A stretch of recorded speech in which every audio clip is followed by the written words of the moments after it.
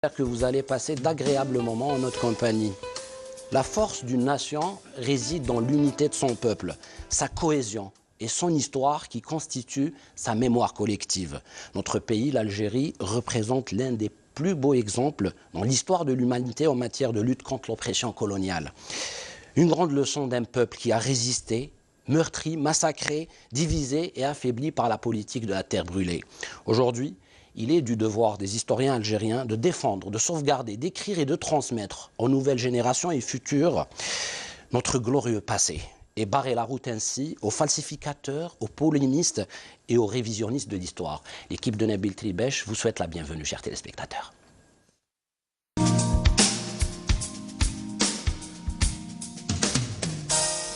Oui, la télévision algérienne au service de l'histoire de notre pays et de sa transmission a produit et réalisé de nombreuses œuvres cinématographiques, parmi elles le film de Ben Ammar Barti, Le Regretté, qui nous a quitté le 3 juin 2015, l'épopée du Cheikh Bouamama, sorti en 1983, une longue fresque épique qui relate l'insurrection de Ouled Sidchir dans la région du sud-ouest de notre pays. Une maîtrise parfaite du film, surtout dans les scènes de bataille. Vous allez voir, elles sont époustouflantes. Et bien évidemment, l'exceptionnel Atman Aliouet, aux côtés de Ahmed Ben Issa, Mustafa Chougrani, Alain Janet, Robert Bazine, Nadia Talbi, Sid Ahmed Agoumi, Sissani, Brahim Belhadj, plutôt Hadjadj, qui a campé le rôle de Ali Lapointe dans le film de Gilles Pontecorvo, La bataille d'Alger, Hassan El-Hassani, Mohamed Kishroud, et puis la direction photo a été magnifiquement maîtrisé par le regretté Youssef Sahraoui. Ça a été filmé dans la région de Bourtab et Ain Safra. La musique, bien sûr, du regretté Chérif Kortbi, et c'est d'après le récit du regretté Boualem Bessaïh. Le scénario a été coécrit avec Ben Ammar Barti et l'adaptation a été faite par Rachid Ben Salem. Chers téléspectateurs, sans plus tarder, je vous propose un extrait de votre film de ce jeudi soir. يا ناصر المستضعفين لك الحمد وحدك ولك الشكر لما خيبت رجاءنا فيك فهي دارت الضيرة على الكفار الظالمين فرساننا كونوا في صفوفهم الرعب سي عثماني عن وقت تحرك الفيلق الثاني قود الهجوم ضد موشات الكفار لا تخلوا فيهم من اللي يرد خبر الله يجيب على يدك الفتح المبين والنصر المتين الله أكبر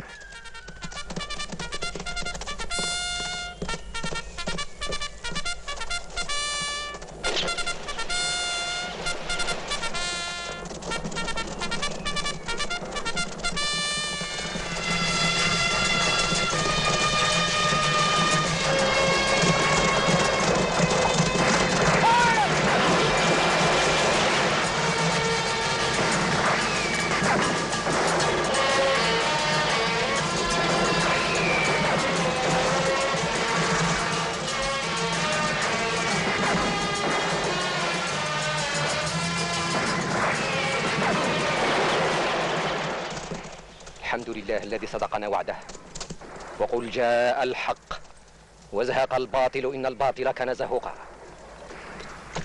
ها هو تجمع عسكر العدو. Et voilà, quel dialogue, quelle scène, quelle façon de filmer justement notre glorieuse résistance et révolution.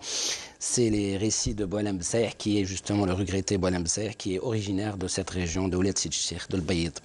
Ce sont des scènes qui relatent des faits réels, historiques, mais également le refus catégorique de notre peuple dès 1830 jusqu'à 1962, la date ou l'année justement de l'indépendance arrachée de notre pays. Sans plus tarder, chers téléspectateurs, l'invité de ma semaine, c'est l'écrivain et le journaliste justement, Mohamed Belhi. Il est avec nous ce soir, on l'accueille juste après ça.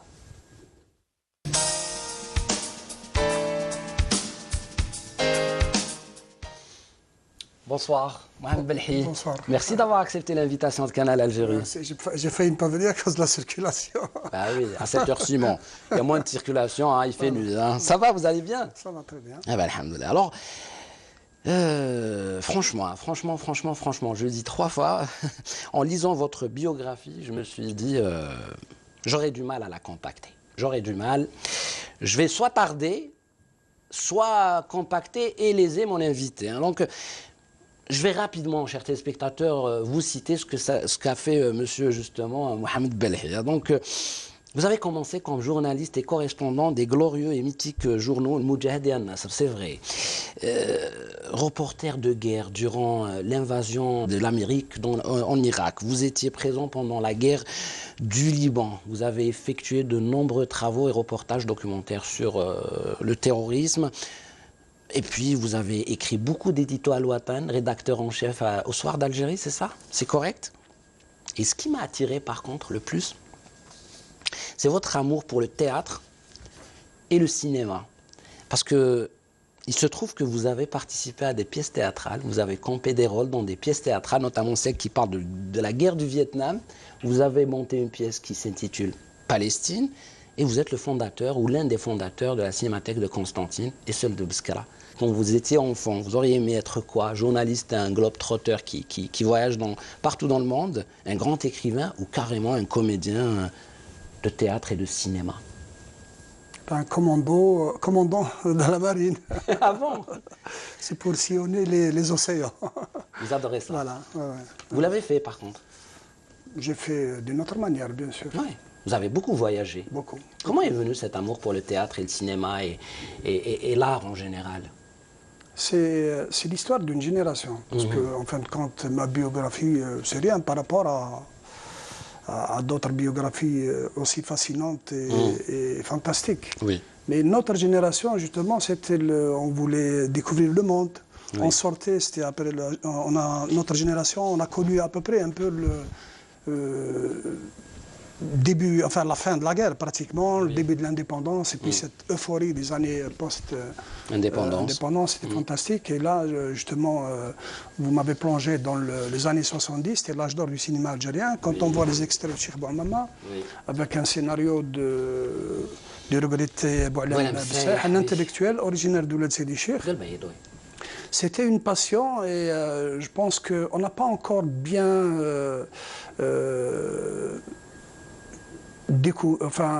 creuser tous les sillons un peu de notre pays. C'est un continent, notre histoire. Et je pense que je fais partie de cette génération des intellectuels, des artistes, des musiciens, des comédiens qui ont une très grande attache avec la terre, avec leur terroir. Ce sont des choses qui sont en train de se perdre, un peu avec la mondialisation et avec l'acculturation. Oui. Parce que le débat de fond aujourd'hui, c'est de l'acculturation. C'est-à-dire? C'est-à-dire, il y a des intellectuels, aujourd'hui, je parle surtout des années 90, la décennie noire. Oui. Beaucoup de jeunes Algériens connaissaient beaucoup plus les fatwas d'Albanie, machin, et personne ne connaît exactement le parcours de Cheikh Bouamama, de Fatma Soumer, Haddad, tous ces gens-là qui ont façonné notre histoire. Ce que vous disiez tout à l'heure, c'est qu'on retrouve justement les grandes nations face à l'épreuve. C'est face à l'épreuve qu'on se découvre. Exactement. Et une société qui n'a pas de mémoire est une société morte. Et qui n'a pas de fatalité, qui n'a pas de repère. Aujourd'hui, c'est une bataille par rapport au repère. Actuellement, il y a des gens, on est dans le révisionnisme. Ils te disent, bon, l'histoire, le passé, la colonisation, c'est vrai que bon, il y a une colonisation, mais il vaut mieux qu'on parle du présent, de l'avenir. C'est vrai, on est séduit par ce discours-là. Mais en même temps, on n'a pas encore terminé avec notre histoire, avec la colonisation. Parce qu'il ne faut pas oublier, par rapport au Maroc, Tunisie, Égypte, où il y a eu des protectorats, en Algérie, on a eu une colonisation de peuplement. C'est comme aux États-Unis, quand on a décimé les Indiens. La même chose en Algérie. D'ailleurs, quand on était jeune, quand on allait voir les films où il y avait les films de cow-boys, on était beaucoup plus avec les Indiens qu'avec les cow-boys. Oui, c'est vrai.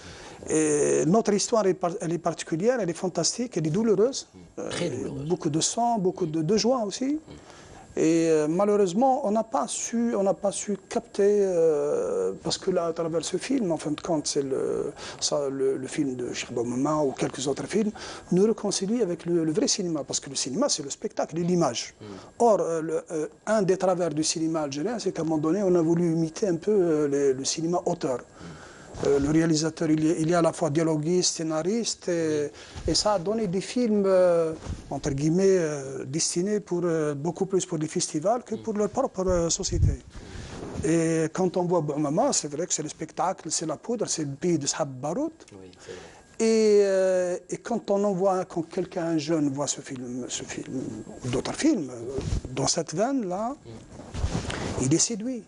Or, toute notre histoire, il faut bien la faire connaître. Et justement, ne trouvez-vous pas qu'il est important justement aujourd'hui d'utiliser les arts pour expliquer l'histoire? Ça peut se faire, donner une esthétique, donner une certaine touche artistique à notre histoire, qui est déjà trop belle.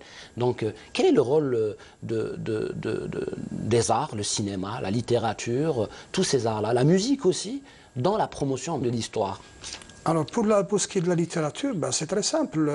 Qu'est-ce qu'on a fait pour faire connaître, par exemple, les écrits d'Isabelle Eberhardt, qui était grand reporter à l'époque pour le journal L'Akhbar. Enfin, oui. On est un peu... il y a une proximité avec Boumama. Elle avait rencontré Isabelle Eberhardt, c'est une franco-russe. Et quand on lit ses écrits, on découvre une certaine Algérie. C'est de l'Algérie des résistances et des insurrections, des confréries, surtout de Cheikh Boumama. Oui, effectivement. Et puis c'est très bien écrit. Elle sait rendre compte de toutes ces batailles qui ont été... enfin, que l'Ouest-Sud-Ouest oranais a connu.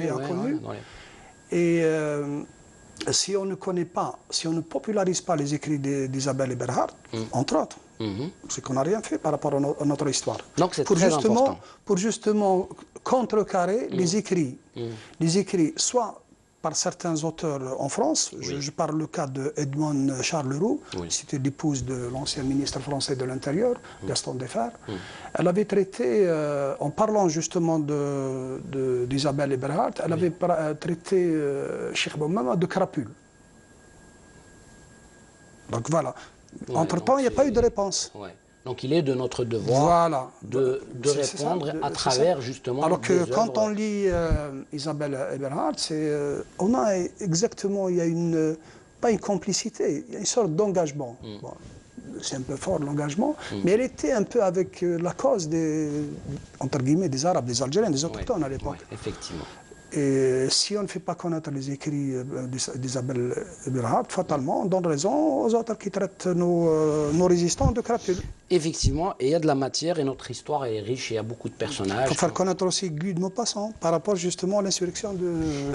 Alors vous, par exemple, vous avez écrit un magnifique ouvrage, on appelle ça un beau livre, donc, qui s'intitule, un livre d'histoire, qui s'intitule Zaatcha, 1849, l'insurrection des Ibans, édité chez la NEP en 2015. C'est votre région, parce que vous êtes, vous êtes né à Biskra. C'est le résultat de combien d'années de travail, franchement? Parce que moi, j'ai fait mon enquête. Il se trouve que vous vous êtes intéressé déjà à l'histoire de notre pays, aux insurrections, et celle de Cheikh Boumama, justement, dont on va présenter le film ce soir. En 1981, vous vous êtes rendu à Al-Bayda, Bni Ounif et An'ama, justement, pour un reportage. Racontez-nous cette aventure. C'est à partir de là que ça a été allumé, cette étincelle que vous avez décidé de faire sur la résistance. Ça a été fantastique parce que le fait de faire, j'avais à l'époque fait pratiquement plus de 3000 km. Alger, vers Bni Ounif, Mourad Tahtani, à l'époque, la presse était fantastique parce qu'on découvrait le pays. Parce que quand on ne découvre pas le pays, on ne connaît pas le pays, fatalement on commet des erreurs. Mais le fait d'avoir été à la région de Bni Ounif, et en face il y a le Figuier, c'est du côté marocain. Quand il y a l'adhan, l'appel à la prière, on entend Figuier. C'est une proximité entre les deux régions et une proximité aussi par rapport à notre histoire. J'ai eu une chance fantastique, mais malheureusement, je n'avais pas, comme aujourd'hui on a les moyens, par exemple à travers les caméras portables, tu as tout, caméras, enregistreurs. J'avais eu l'occasion de voir, pas de discuter, parce qu'il était pratiquement sourd, avec un soldat de Cheikh Boumama qui avait en 81, il avait 114 ans. Ah, carrément. 114 ans, et à l'époque, il nous parlait, il nous disait le Mohammediens, c'est-à-dire les Mahométains. Mohammediens, c'est-à-dire les Algériens à l'époque, menaient les résistances contre... C'était le langage religieux. Parce qu'il ne faut pas oublier, on est au 19e siècle, 1830 jusqu'à pratiquement la fin du 19e siècle. 19e siècle. C'était les insurrections se faisaient sur la base de la religion. Les gens se battaient pour leur terre et pour leur religion. Oui. Et derrière tout ça, c'était les confréries, ce que l'Achraf appelle le patriotisme rural, ce que, par exemple, l'historien Charles Robert Ajoin appelle le vieux nationalisme musulman. Mais ça a été un catalyseur. Hein. Mais bien sûr. Et chaque région a une spécificité. Par exemple, l'insurrection de Ouled Sidi Cheikh avait duré Très longtemps, pratiquement un quart de siècle. Oui, 23, 24 et de 1884 jusqu'à pratiquement 1909. Jusqu'à 1909. Donc c'est une région spécifique. Oui. Dans l'espace et dans la durée. Oui. Parce que quand on dit dans l'espace, l'insurrection de Boumam avait impliqué les régions du Touet, y compris les Touaregs, la région du Hogar, toute cette région de Béchar, pour dire que nous avons une histoire, elle n'est pas sortie du néant. Oui. Et ce qui est intéressant aussi quand on revient à la Kabylie avec Fatma Nsoumer, qui avait rejoint le Boubaghla à l'âge de 17 ans, elle avait déjà 17 ans, Oui. et son combat a duré pratiquement 10 ans. Disons, entre-temps, il y a eu l'insurrection de Cheikh Bouziane dans les Ibans. Oui. Les Français ont été obligés de tué, ramener des renforts de la Kabylie, justement, pour stopper dans leur langage, parce que là aussi, c'est une... J'y arrive, hein, parce que là... C'est une guerre de mots, parce qu'on dit pacification, c'est pas une pacification. Non, pas du tout. Ah, là, pas du tout, parce que là, vous précipitez un petit peu le déroulement de cette émission, parce que je voulais... On revient à la... Non, peut-être qu'on peut justement aborder ce point-là. En 1845, il y a eu ces enfumades. C'est un crime contre l'humanité. On se rappelle des enfumades qui ont été... C'est la Shoah. Ben oui, à la Dahra. La Shoah, ça rappelle les chambres à gaz. Ah ben oui. Et comme vous le savez, il y a eu plus le de mot 2000 morts. enfumade n'existe pas dans le dictionnaire. Oui. Ils l'ont banni du dictionnaire. Pas. Ils ont introduit dans le dictionnaire, dictionnaire, bien sûr, le dictionnaire français, Larousse, Robert, ils ont introduit Toubib, Barda, plein de mots d'origine algérienne. Mais le mot enfumade, qui a une connotation particulière pour nous, n'existe pas. On parle enfumer un renard, par exemple, dans une grotte. Et pas l'expression parce qu'enfumade, ça veut dire que... Vous parlez de renard, justement, c'était des propos de généraux français qui se sont exprimés ainsi.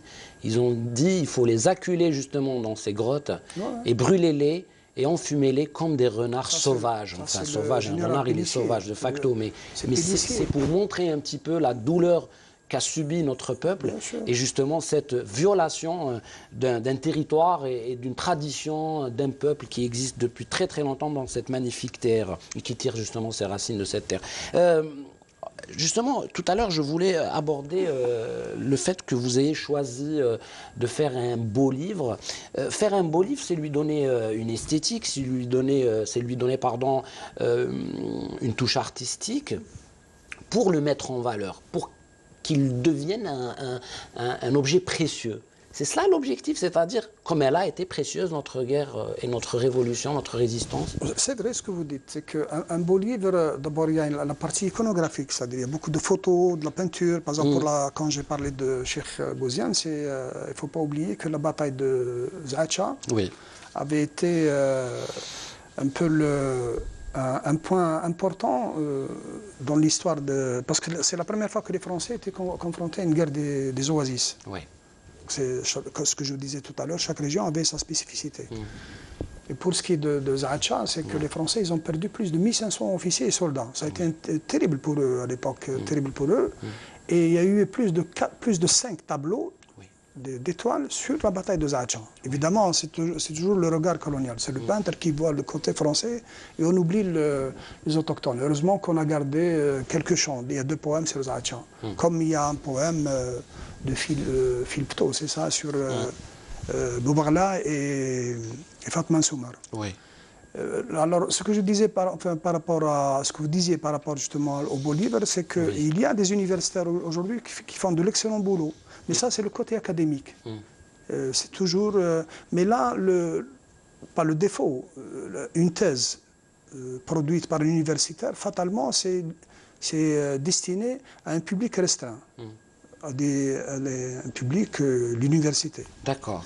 Et il y a deux excellents ouvrages justement sur Zaatcha. Moi, qu'est-ce que j'ai fait? J'ai voulu un peu populariser cette insurrection et faire en sorte que les gens lisent le texte des textes, des documents en annexe et beaucoup de photos, d'illustrations. Oui.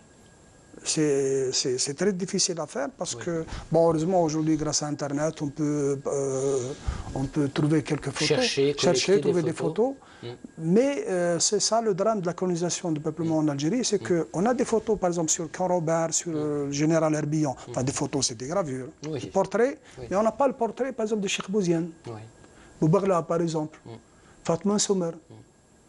Aujourd'hui, le combat mené, bon, ce n'est pas un combat pistolet, c'est un combat, ça concerne voilà, ce que vous disiez tout à l'heure par les arts. Les peintres aujourd'hui, ce serait intéressant que les artistes peintres reprennent, par exemple, font le portrait de Boumama sur la base d'une description, sans tomber dans je ne sais pas, la glorifie. Voilà. Sans glorifier. C'est carrément montrer aux nouvelles générations, visualiser, donner des repères. Oui. Parce qu'aujourd'hui, le combat, il est sur le plan identitaire. Exactement. Quand les Américains ont envahi, je parle 2003, Bagdad, ils sont attaqués à deux choses. Le ministère de l'énergie, parce que pour avoir les archives là où il y a le pétrole, et le musée de Bagdad, pour désosser un peu l'histoire du pays. Voilà. Quand on parle justement de l'importance de l'histoire, on parle de la véracité des faits, de l'importance aussi de les reporter, ces faits, et de les transmettre sans falsification ni transformation. C'est important parce qu'aujourd'hui, à l'ère d'Internet, c'est très difficile de maîtriser ce genre d'informations. Donc, il est nécessaire aujourd'hui, M. Mohamed Belhi, que nos historiens protègent notre héritage précieux, celui de notre histoire, et expliquer à nos jeunes la réalité des choses, comme vous le dites. Et bien évidemment, sans laisser à certains l'occasion de falsifier ou de faire ce qu'on appelle justement aujourd'hui le révisionnisme. Qu'est-ce que vous pouvez nous dire par rapport à ça? Ben, c'est très simple. La nature a horreur du vide. L'aïb, c'est-à-dire le mal, il est en nous. Les autres, ils écrivent. Si vous prenez actuellement, quand vous voyagez sur Google, à travers Internet, c'est une arme, Internet, c'est une arme à double tranchant. Autant c'est un outil fantastique, parce qu'il nous permet justement d'aller chercher cette image, ce tableau, cette toile, ces écrits, ces manuscrits, des livres scannés, par exemple sur Bengana, le truc. Et en même temps, c'est le côté qui peut provoquer des désastres, parce qu'aujourd'hui, si vous tapez sur telle ou telle région, il y a toute une littérature encore coloniale, néocoloniale, c'est ça le danger. Elle est encore fraîche, je l'ai toujours dit, je le dirai, parce que c'est un débat à mener. Il faut qu'on produise nos propres images. Parce qu'aujourd'hui, si vous tapez sur Alger, Tiaret, Sidi Bel Abbas, machin, vous avez des cartes postales des années, entre guillemets, les belles années de la colonisation. Quelqu'un qui ne connaît pas son histoire, il va dire, mais avant c'était mieux. Oui. Bon.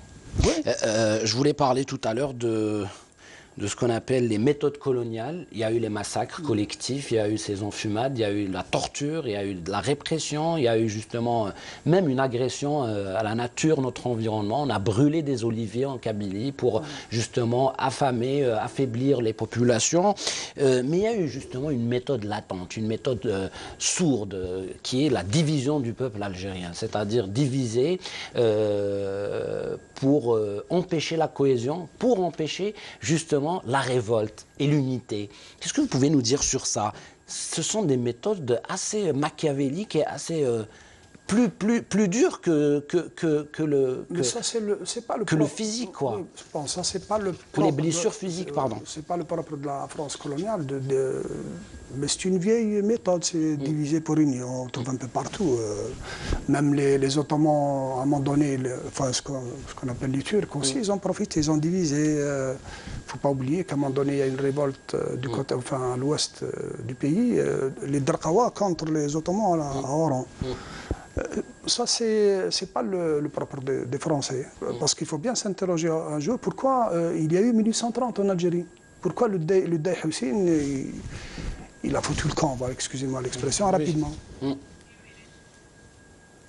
Il faut bien un jour revoir pourquoi on a... Donc revenir toujours au contexte de l'époque. Bien sûr, il y a Melk Ben Nabi parle de colonisabilité. C'est-à-dire quand quelqu'un, par exemple, tu donnes... Il y a des conditions où tu es condamné à te coloniser. C'est comme aujourd'hui, on vous a vu, s'il n'y a pas un front intérieur, fatalement, l'OTAN peut te coloniser, c'est clair. Ouais, c'est clair. Donc voilà. Alors pour revenir justement, excusez-moi, je vais insister sur les 3 grands crimes qui ont été commis en Algérie. D'abord, c'est surtout les punitions collectives. Oui. Parce qu'à l'époque, quand quelqu'un, par exemple, Kabylie, les Aurès, l'Ouest, ou bien même dans le Sud, chez les Touaregs, quand quelqu'un commet une faute, c'est toute sa tribu qui est sanctionnée. C'est terrible. Ouais, c'est terrible. Le deuxième élément, c'est qu'on a tripatouillé l'état civil. Pour casser justement les grandes tribus, on les a cassées.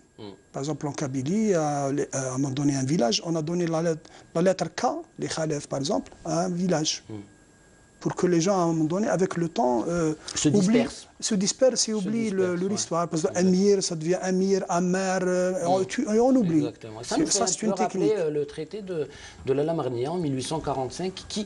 Bon, ça, c'est un peu pour séparer un peu, créer une frontière. Par exemple, qui ont été séparés par rapport à ce traité-là. Déjà en 1864, la séparation. L'autre élément, le troisième élément sur lequel je voudrais insister, c'est un peu à partir de 1871, 75, avec la révolte d'Al-Muqrani, l'insurrection d'Al-Amri, Boumzrag, c'est qu'on a commencé à envoyer les Algériens à Cayenne, à Sainte-Marguerite. C'est ce qu'on appelle et en Nouvelle-Calédonie. Le bagne de la Nouvelle-Calédonie. Et ce qui est terrible, c'est qu'il y a même des Algériens, des autochtones qui ont été envoyés en Nouvelle-Calédonie qui n'ont pas de sépulture. Pourquoi? Parce qu'ils mouraient en cours de route. Parce que la traversée à l'époque durait plus de 6 mois. Ils les mettaient dans les fonds de cale comme des bêtes. Voilà, ils les jetaient à la mer. Donc c'est terrible, imagine, on est en 1875, il n'y a ni Internet, ni Facebook, ni télégraphe, ni machin. Vous déracinez quelqu'un d'Algérie vers 12 000 km, c'est terrible. Effectivement, je pense que ce sujet-là est très passionnant. Et l'idée dans Cinéthématique, justement, c'est d'expliquer, c'est d'attirer les jeunes, justement, vers notre cinéma, comme celui de Ben Ammar Barti, qui a réalisé cette magnifique fresque épique, justement, qui relate l'insurrection de Ouled Sid Cheikh Bouhamama, bien évidemment, pour montrer tous les aspects, justement, coloniaux, dans leur gravité, bien évidemment, fumade, massacre collectif, séparation, semer la zizanie pour séparer l'Algérie, parce qu'il s'agit d'une grande nation. Nous avons justement nos composantes, j'allais dire, nos traditions, notre religion, nos mœurs, notre identité. Justement, on parle de djihad dans le film de Bouhamama, beaucoup de religions, sauf que on ne fait pas l'amalgame avec le djihad d'aujourd'hui qui est prôné par les terroristes, parce qu'à l'époque c'était contre justement un envahisseur connu et bien évidemment qui a violé notre territoire. C'est juste magnifique, vous allez voir beaucoup d'aspects dans ce film. Monsieur Mohamed Belhi, merci d'avoir accepté l'invitation de Cinéthématique. Le temps nous a filé comme pas possible. Il est très passionnant le débat avec vous. Je rappelle que vous avez un dernier livre, La route de l'or. Voilà, qu'est-ce que vous racontez dans ce livre? C'est un peu les flux économiques, culturels, civilisationnels qui avaient existé entre Tombouctou à partir du 9e siècle et Tlemcen, Djaya, Biskra, Ouargla, Louzan, c'est fantastique. Voilà, encore l'histoire de notre pays. Eh bien, magnifique, bravo pour tout ce que vous faites. J'espère que les jeunes, à travers cette émission, à travers les programmes de Canal Algérie, la télévision nationale, vont être séduits par le cinéma, par vos livres et vont à la NEP, justement, ou dans des librairies pour acheter et découvrir des livres faits par des mains algériennes, par de vrais historiens. Je vous laisse à votre soirée cinéma, une longue soirée cinéma et histoire, car c'est un film de 2 heures et quelques. Donc c'est une histoire qui a été écrite par le regretté Boualem Bessaïeh. Le scénario a été coécrit bien évidemment avec Ben Ammar Barti. L'adaptation a été faite par Rachid Ben Salem. Vous allez retrouver d'excellents comédiens algériens, à l'instar de Atman Aliouet, Ahmed Ben Issa, Mustafa Chougrani, Sissani, Brahim Hadjadj, Hassan Hassani, Mohamed Kishroud et bien évidemment Sid Ahmed Agoumi. Et la photo a été réalisée par Youssef Sahraoui. La musique, elle est juste magnifique, elle est mémorable. C'est la musique du défunt Cherif Kortbé. Voilà. Je vous dis, chers téléspectateurs, à la semaine prochaine, même chaîne, même heure, dans l'émission, votre émission Cinéthématique. Au revoir. Merci.